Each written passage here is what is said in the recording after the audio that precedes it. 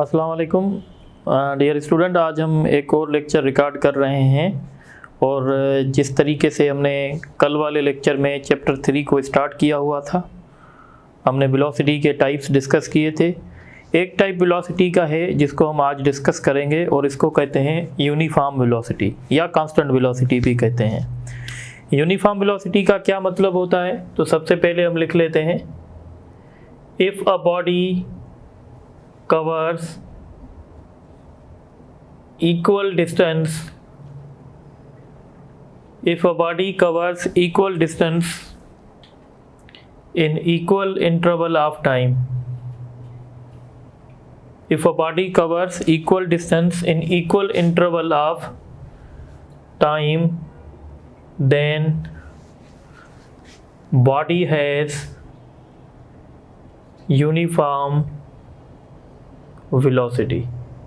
ठीक है, यानी अगर कोई body equal interval of time में इक्वल डिस्टेंस ट्रेवल कर रही है तो हम कहेंगे बॉडी के पास यूनिफॉर्म वेलोसिटी है। मतलब कहने का क्या है, देखिए मैं छोटा सा टाइम का इंटरवल ले रहा हूँ और सपोज मैं टाइम का एक छोटा सा इंटरवल ले रहा हूँ और सपोज करें ये टाइम का जो इंटरवल है छोटा सा वो 1 सेकंड है। तो जब 1 सेकंड, यानी मैं कह रहा हूँ कि पहले सेकंड में बॉडी ने 10 मीटर डिस्टेंस कवर किया है पहले सेकंड में, और फिर 2 सेकंड्स में बॉडी ने 20 मीटर डिस्टेंस कवर किया है, या नेक्स्ट 1 सेकंड में बॉडी ने जो है वो 10 मीटर डिस्टेंस कवर किया, और फिर नेक्स्ट 1 सेकंड में बॉडी ने जो है वो अगेन 10 मीटर डिस्टेंस कवर किया है। तो आप देख रहे हैं हर एक सेकंड जो एक टाइम का छोटा सा इंटरवल है, हर एक सेकंड में बॉडी 10 मीटर डिस्टेंस कवर कर रही है। यानी जैसे ही 1 सेकंड गुजरेगा बॉडी 10 मीटर आगे चलती जाएगी। तो ऐसी अगर वेलोसिटी किसी भी बॉडी के पास होगी तो हम कहेंगे इसकी वेलोसिटी यूनिफॉर्म है, यानी इसकी वेलोसिटी चेंज नहीं हो रही टाइम के हिसाब से। ठीक है, अच्छा, अब जब इस केस में हम एवरेज वेलोसिटी निकालेंगे, सपोज करें एवरेज वेलोसिटी कैसे निकालेंगे, टोटल डिस्टेंस 10 + 10 + 10 और टाइम 1 + 1 + 1, तो ये हो जाएगा 30/3 यानी 10। और आप इंस्टेंटेनियस वेलोसिटी निकालें, instantaneous means velocity of a body for 1 second. तो 1 सेकंड के लिए बॉडी की वेलोसिटी कितनी है, 10 मीटर पर सेकंड। हर एक इंस्टेंट पे बॉडी की वेलोसिटी 10 मीटर पर सेकंड है और इस बॉडी की एवरेज वेलोसिटी भी 10 मीटर पर सेकंड है। तो यहाँ से एक दूसरी डेफिनेशन जनरेट हो गई कि जब किसी बॉडी की इंस्टेंटेनियस वेलोसिटी और एवरेज वेलोसिटी इक्वल हो जाती हैं तो हम कहते हैं बॉडी के पास यूनिफॉर्म वेलोसिटी है। तो दूसरी डेफिनेशन होगी, when the average velocity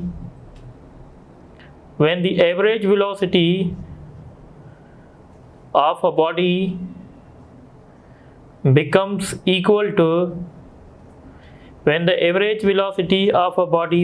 equal to instantaneous velocity, then body has uniform velocity. Body के पास यूनिफॉर्म वेलोसिटी होगी।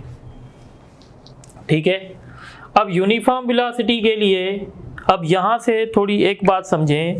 देखें, हमारे पास 2 टर्म्स होते हैं, एक यूनिफॉर्म स्पीड होती है, एक यूनिफॉर्म वेलोसिटी होती है।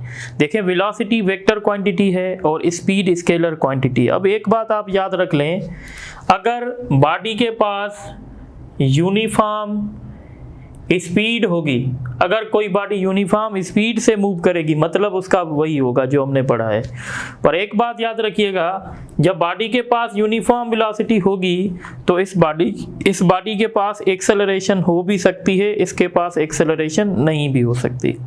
एक्सेलरेशन क्या है हम आगे पढ़ेंगे, पर यहाँ पे आप ये पॉइंट नोट करेंगे, if speed is uniform then body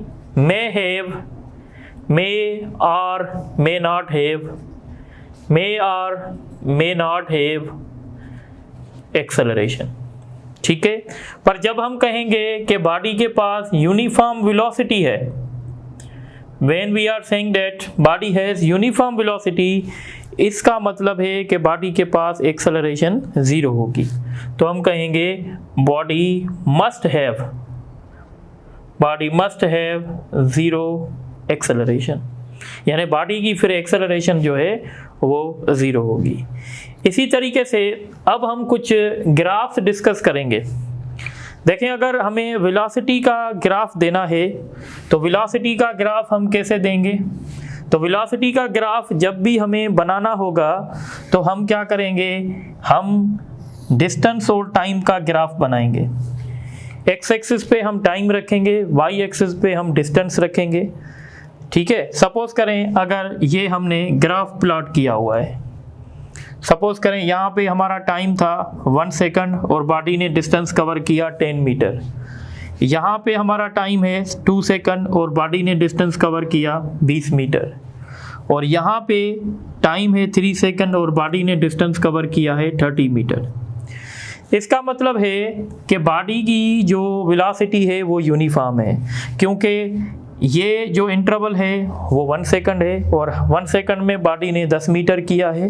अब 1 और 2 के बीच में जो गैप है ये भी 1 सेकंड है और 10 और 20 के बीच में जो डिफरेंस होगा वो 10 का होगा। यानी हर 1 सेकंड गुजरने के बाद बॉडी जो है वो डिस्टेंस बॉडी का इंक्रीज होता जाएगा 10 मीटर से। तो जब भी हमें वेलोसिटी निकालनी होगी, अब ये कौन सा ग्राफ है? ये है डिस्टेंस टाइम ग्राफ। देखें, डिस्टेंस टाइम ग्राफ अगर हमें मिला हुआ है तो हम डिस्टेंस टाइम ग्राफ से वेलोसिटी कैसे निकालेंगे? तो डिस्टेंस टाइम ग्राफ से वेलोसिटी निकालने का एक सिंपल तरीका है, हम क्या करेंगे, इस ग्राफ का स्लोप लेंगे। स्लोप का मतलब होता है हम कोई भी 2 पॉइंट ले लेंगे, समझे, हमने ये 2 पॉइंट ले ली। अब हम क्या करेंगे, डिस्टेंस को ऊपर माइनस करेंगे, नीचे हम टाइम को माइनस करेंगे, यानी हम वेलोसिटी ऐसे निकालेंगे delta S by delta T, और टेक्निकली इसको स्लोप कहा जाता है। तो मैं यहाँ पे लिख लेता हूँ, the slope of distance time graph, the slope of distance time graph gives velocity। देखें, कुछ आपको ऐसे भी कहेंगे कि डिस्टेंस टाइम का ग्राफ जो है, डिस्टेंस टाइम ग्राफ का जब आप स्लोप लेंगे तो वो आपको स्पीड देंगे। तो जैसे मैंने आपको बताया था कि हम स्पीड और वेलोसिटी को रेगुलर बेसिस पे यूज़ कर सकते हैं, कोई इशू नहीं है। पर बेसिक डिफरेंस आपको पता होना चाहिए कि वेलोसिटी में और स्पीड में क्या फ़र्क होता है। तो ये बात आपको समझ में आ गई कि जब भी हमें डिस्टेंस टाइम ग्राफ दिया जाएगा तो उस ग्राफ से हम वेलोसिटी कैसे निकालेंगे। अब देखें, इस ग्राफ्स के मुख्तलिफ शेप्स हो सकते हैं। देखें, अगर ये मैं ग्राफ बना रहा हूँ, डिस्टेंस टाइम ग्राफ है, एक ऐसा है। एक डिस्टेंस टाइम ग्राफ आपको इस तरीके का भी मिलेगा, ये भी डिस्टेंस टाइम ग्राफ है, ऐसा भी डिस्टेंस टाइम ग्राफ मिलेगा। अब देखें, अगर आपका distance time graph straight line है तो हम कहेंगे हमारी वेलोसिटी जो है वो यूनिफॉर्म है। अगर डिस्टेंस टाइम ग्राफ आपका स्ट्रेट लाइन नहीं है बल्कि दूसरी कोई कर्व है तो इस केस में हम कहेंगे कि हमारी वेलोसिटी जो है वो नॉन यूनिफॉर्म वेलोसिटी है। बात मेरी समझ में आ रही है? तो इस ग्राफ में, यानी ये ग्राफ जो है, डिस्टेंस टाइम ग्राफ जो है इज अ स्ट्रेट लाइन, ये एक किस्म की स्ट्रेट लाइन है। तो जब भी distance time graph straight line होगा तो इसका मतलब होगा कि कौन सी वेलोसिटी है, यूनिफॉर्म वेलोसिटी। यानी यूनिफॉर्म वेलोसिटी का ग्राफ जो होगा वो डिस्टेंस टाइम ग्राफ की अगर हम बात कर रहे हैं तो वो स्ट्रेट लाइन होगा। इसी तरीके से velocity time distance time graph अगर कोई कर्व है, जैसे आप ये देख रहे हैं, तो इस केस में हम कहेंगे कि ये ग्राफ जो है वो नॉन यूनिफॉर्म वेलोसिटी का है। ठीक है, अब देखें, ये 2 ग्राफ्स हो सकते हैं, इस तरीके का भी कोई ग्राफ हो सकता है, इस तरीके का भी कोई ग्राफ हमारा हो सकता है। ये भी डिस्टेंस टाइम ग्राफ हो सकता है। ये डिस्टेंस टाइम ग्राफ और ये डिस्टेंस टाइम ग्राफ दोनों नॉन यूनिफॉर्म वेलोसिटी के लिए, नॉन यूनिफॉर्म वेलोसिटी को वेरिएबल वेलोसिटी भी कहते हैं, वेरिएबल वेलोसिटी। और ये ग्राफ भी नॉन यूनिफॉर्म वेलोसिटी का है, पर इन दोनों ग्राफ में थोड़ा सा डिफरेंस है और डिफरेंस मैं आपसे डिस्कस करूंगा। इस ग्राफ का मतलब है जैसे टाइम गुजर रहा है हमारी वेलोसिटी इंक्रीज हो रही है, और इसका मतलब है जैसे ही टाइम गुजर रहा है हमारी वेलोसिटी कम हो रही है। कैसे? देखें, अगर आप इन दो पॉइंट्स का स्लोप निकालेंगे आपको ज़्यादा मिलेगा। स्लोप अगर ज़्यादा मिलेगा इसका मतलब है वेलोसिटी ज़्यादा है, पर जब आप इन दो पॉइंट्स का स्लोप निकालेंगे आपको स्लोप कम मिलेगा। यानी जैसे टाइम गुजर रहा है, जैसे आप आगे आएंगे तो टाइम क्या होता जाएगा? टाइम इंक्रीज होता जाएगा। टाइम इंक्रीज होने से आपकी बॉडी डिस्टेंस कम कवर कर रही है, तो इसका मतलब क्या हुआ? इसका मतलब हुआ कि आपकी बॉडी की, आपकी गाड़ी की जो वेलोसिटी है वो आहिस्ता आहिस्ता कम हो रही है। तो ये ग्राफ आपको शो कर रहा है कि बॉडी की वेलोसिटी कम हो रही है, और ये ग्राफ आपको शो कर रहा है कि बॉडी की वेलोसिटी टाइम के हिसाब से इंक्रीज हो रही है, और ये ग्राफ आपको शो कर रहा है कि बॉडी की वेलोसिटी जो है वो कांस्टेंट है। ठीक है, तो आप इनको नोट करें तो फिर हम आगे डिस्कस करते हैं।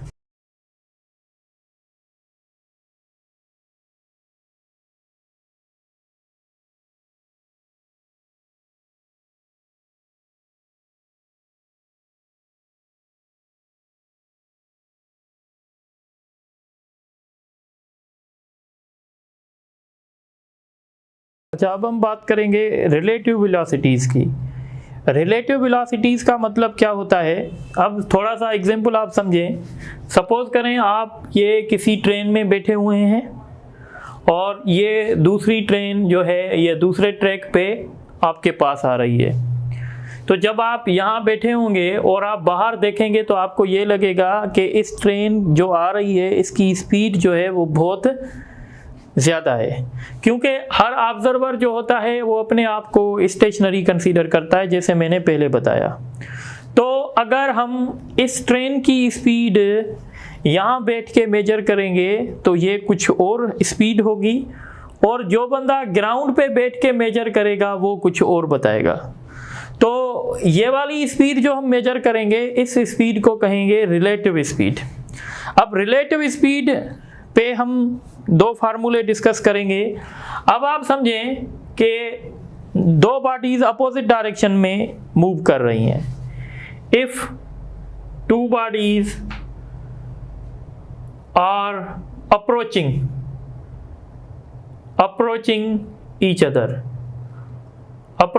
अदर, मतलब ऐसे कह सकता हूं कि एक बॉडी ईस्ट से आ रही है और एक बॉडी वेस्ट से आ रही है। तो ये दोनों बॉडी एक दूसरे को अप्रोच कर रही हैं। तो अप्रोच कर रही हैं तो इसका मतलब है यानी ये अपोजिट डायरेक्शन में सपोज करें मूव कर रही हैं, अपोजिट डायरेक्शन में, और एक दूसरे को अप्रोच कर रही हैं। तो इस केस में जो रिलेटिव स्पीड होगी वो v1 प्लस v2 होगी। यानी अगर इस ट्रेन की स्पीड 10 मीटर पर सेकंड हो और इस ट्रेन की स्पीड 20 मीटर पर सेकंड हो, तो हम कहेंगे, ये ऑब्जर्वर कहेगा कि ये जो ट्रेन मेरे पास आ रही है इसकी स्पीड 30 मीटर पर सेकंड है। और इसी तरीके से ये ऑब्जर्वर कहेगा कि ये जो ट्रेन मेरे पास आ रही है इसकी स्पीड 30 मीटर पर सेकंड है, क्योंकि रिलेटिव स्पीड अपोजिट डायरेक्शन में ऐड होती हैं। इसी तरीके से number 2, if two bodies are leaving each other, एक दूसरे को छोड़ रही हैं, यानी हम ऐसे भी कह सकते हैं सेम डायरेक्शन। अगर दो बॉडीज सेम डायरेक्शन में आ रही हैं तो जब सेम डायरेक्शन में आएंगी, ठीक है, यानी ये सेम डायरेक्शन में मूव कर रही हैं। एक बॉडी ये 10 मीटर पर सेकंड से, सपोज करें ये एक बॉडी है या ये एक ट्रेन है, ये 20 मीटर पर सेकंड से आगे जा रही है, और ये बॉडी इसके पीछे है और ये 15 मीटर पर सेकंड से इसके पीछे जा रही है सेम डायरेक्शन में। तो अगर हम इस ऑब्जर्वर से पूछेंगे, ये कहेगा इस गाड़ी की स्पीड जो है वो 5 मीटर पर सेकंड है। या अगर हम इससे पूछेंगे तो वो कहेगा इस गाड़ी की स्पीड जो है वो 5 मीटर पर सेकंड है, पर मेरे पीछे जा रही है, और ये कहेगा मेरे आगे जा रही है। तो रिलेटिव स्पीड इस केस में हम कैसे फाइंड करेंगे? जब सेम डायरेक्शन में बॉडीज मूव करेंगी तो इस केस में रिलेटिव स्पीड का फार्मूला होगा v1 माइनस v2। जब सेम डायरेक्शन में मूव करेंगी तो रिलेटिव स्पीड माइनस होंगी, जब अपोजिट डायरेक्शन में मूव करेंगी तो रिलेटिव स्पीड ऐड होंगी। तो ये बात आपको समझ में आनी चाहिए। अब हम इस पे कुछ MCQs भी डिस्कस करेंगे।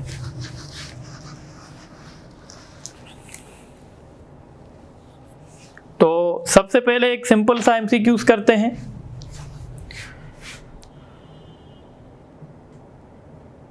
When average and instantaneous velocities of a body becomes equal, then body has option A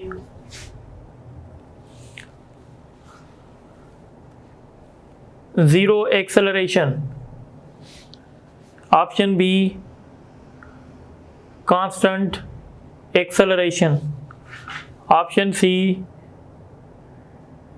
constant velocity, option D both A and C। ठीक है, तो अब देखें मैंने ऊपर क्या कहा है, वेलोसिटी। अगर इंस्टेंटेनियस वेलोसिटी एवरेज वेलोसिटी के बराबर हो जाएगी तो बॉडी के पास यूनिफॉर्म वेलोसिटी होगी, और जब बॉडी के पास यूनिफॉर्म वेलोसिटी होती है तो उसके पास जीरो एक्सेलरेशन होती है। तो इसका सही ऑप्शन ए भी होगा, सी भी होगा, इस वजह से इसका ऑप्शन जो है वो डी होगा। इसी तरीके से हम एक और क्वेश्चन डिस्कस करते हैं।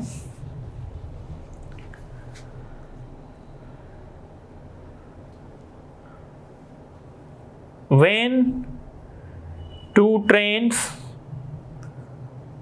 are moving in opposite direction,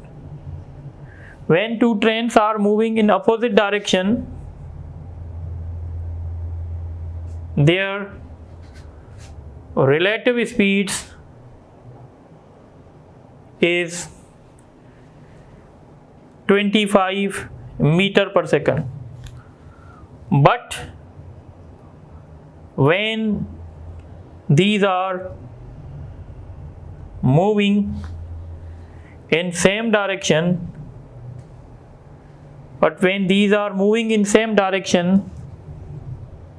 their relative speed is 5 meter per second, then speed of trains are,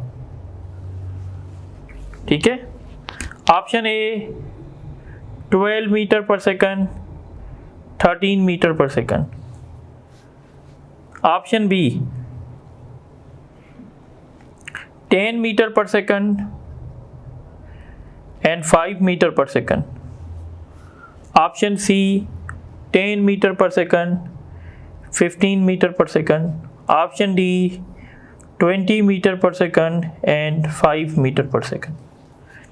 अब यहाँ पे सिंपल लॉजिक लगेगी। सिंपल लॉजिक क्या है देखें, when two trains are moving in opposite direction में रिलेटिव स्पीड क्या होती है, ऐड, यानी हमें दो ऐसे वैल्यूज चाहिए जिनका सम क्या हो 25। अगर आप देखें तो इनका सम 25 है, पर हमें नीचे भी एक कंडीशन दी जा रही है, but when these are moving in the same direction, पर जब वो सेम डायरेक्शन में मूव कर रही हैं तो उनकी रिलेटिव स्पीड कितनी है 5। यानी हमें दो ऐसे नंबर चाहिए जिनका सम 25 हो और उनका डिफरेंस 5 हो। तो सम तो इनका 25 है पर डिफरेंस इनका 5 नहीं आएगा, इसका मतलब है ये ऑप्शन हमारा नहीं हो सकता। अब आप ऑप्शन नंबर बी देखें, इसका सम कभी भी 25 नहीं हो सकता, इसका मतलब है ये ऑप्शन भी हमारा नहीं हो सकता। ऑप्शन नंबर सी को चेक करें कि सम इनका कितना आ रहा है 25 और डिफरेंस इनका कितना आ रहा है 5। सम क्यों? क्योंकि हमें पता है जब अपोजिट डायरेक्शन में दो ट्रेन मूव करेंगी तो उनकी रिलेटिव स्पीड आपस में ऐड होंगी, यानी v1 प्लस v2। यानी अगर हम इस ऑप्शन को ले रहे हैं तो 10 प्लस 20 अपना 15 25 हो गया, यानी ठीक है। और जब सेम डायरेक्शन में मूव करेंगी तो रिलेटिव स्पीड माइनस होंगी, यानी v1 माइनस v2 या v2 माइनस 1 v1 ऐसे कर सकते हैं। तो जब हम 15 में से 10 माइनस करेंगे तो रिजल्ट हमारा 5 आएगा। इसका मतलब है हमारा ऑप्शन जो है वो सी सही है। हम इसकी प्रॉपर सॉल्यूशन भी कर सकते हैं, अगर आपका इंटरेस्ट है तो आप इसकी प्रॉपर सॉल्यूशन भी कर सकते हैं। आप कैसे करेंगे? v1 plus v2 25, v1 minus v2 5। यहाँ से आप किसी एक वैल्यू का, एक पैरामीटर का वैल्यू निकाल सकते हैं। जैसे अगर आप ऐड करेंगे तो ये 2v1 हो जाएगा, ये कैंसिल हो जाएगा, ये 30 हो जाएगा। तो v1 आपको मिल गया 30 डिवाइडेड बाई 2 15। एक का वैल्यू आपको 15 मिल गया है। जब आप ऊपर वाली इक्वेशन में 15 रखेंगे तो आपको दूसरा वैल्यू मिल जाएगा। तो 25 माइनस 15 क्या आएगा? 10। पर ये एक लंबा प्रोसेस है, मेरी सजेशन ये है कि आप ऑप्शन में से चेक करके उसको रिजॉल्व कर दें, ठीक है। एक और क्वेश्चन हम देखते हैं।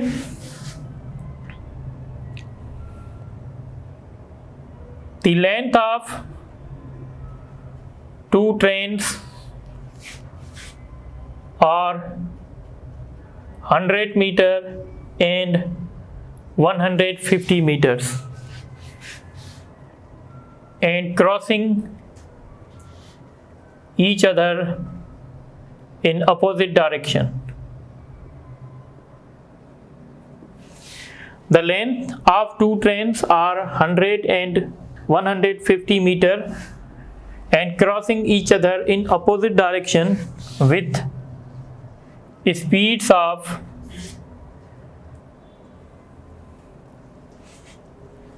30 meter per second and 20 meter per second respectively, ठीक है। Find the time taken by trains to cross each other। ये एक क्वेश्चन है जो बहुत ज़्यादा आप देखेंगे बुक्स में, तो हम इनकी सॉल्यूशन भी करेंगे। पहले मैं ऑप्शन लिख लेता हूँ। 3 seconds, 2 seconds, 10 seconds, 5 seconds, ठीक है। तो अब इनकी सॉल्यूशन कैसे होगी? देखें, क्वेश्चन बता रहा है कि ये 2 ट्रेन हैं और ये अपोजिट डायरेक्शन में एक दूसरे को क्रॉस कर रही हैं। इसकी लेंथ जो है वो कितनी है? 100 मीटर और इसकी लेंथ कितनी है? 150 मीटर।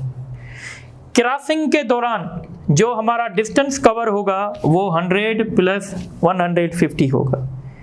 हमें पता है इसकी स्पीड 30 मीटर पर सेकंड है, इसकी स्पीड 20 मीटर पर सेकंड है। जब अपोजिट डायरेक्शन में मूव करेंगे तो यहाँ से हमें वेलोसिटी का पता चलेगा कि वेलोसिटी कितनी होगी? 50। तो वेलोसिटी का पता हमें चल चुका है। और क्रॉसिंग के दौरान टोटल डिस्टेंस कितना कवर होगा? तो 150 इसका भी कवर होगा, 100 इसका भी कवर होगा क्रॉसिंग में। तो डिस्टेंस कवर होगा 250। अब हमें टाइम चाहिए। तो हमने एक बेसिक सी इक्वेशन पढ़ी थी, अगर आपको याद है, S is equal to VT।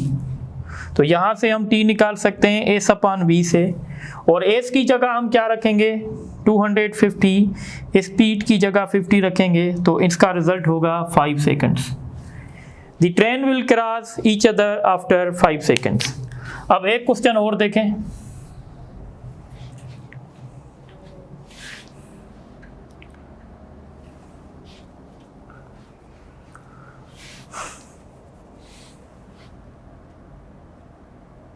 Two cars,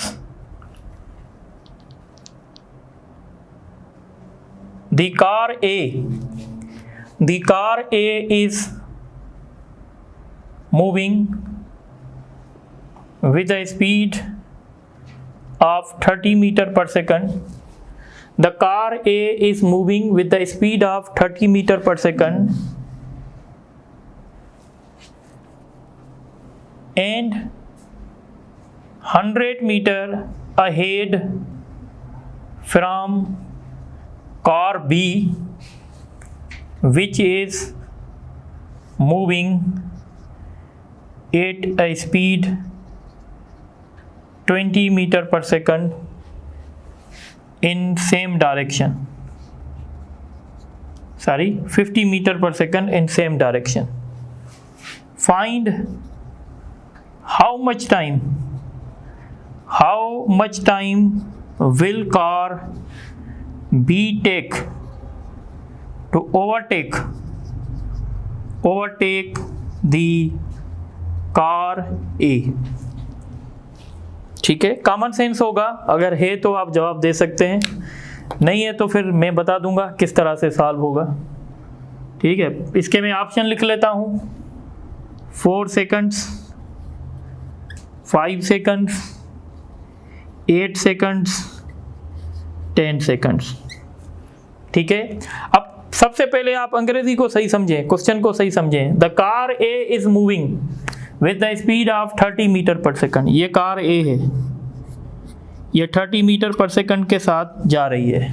ठीक है, and 100 metre ahead of car B, ahead from car B, यानी कार बी से कार ए जो है वो आगे है। कितने मीटर्स? 100, यानी कार बी यहाँ पे होगी, ये कार बी है। इसकी स्पीड कितनी है? इसकी स्पीड है 50 मीटर पर सेकंड, और ये इनके बीच में कितना फासला था? 100। अब लाजमी है एक टाइम ऐसा आएगा जब ये कार बी इसको ओवरटेक करेगी, क्योंकि इसकी स्पीड ज़्यादा है, इसकी स्पीड कम है।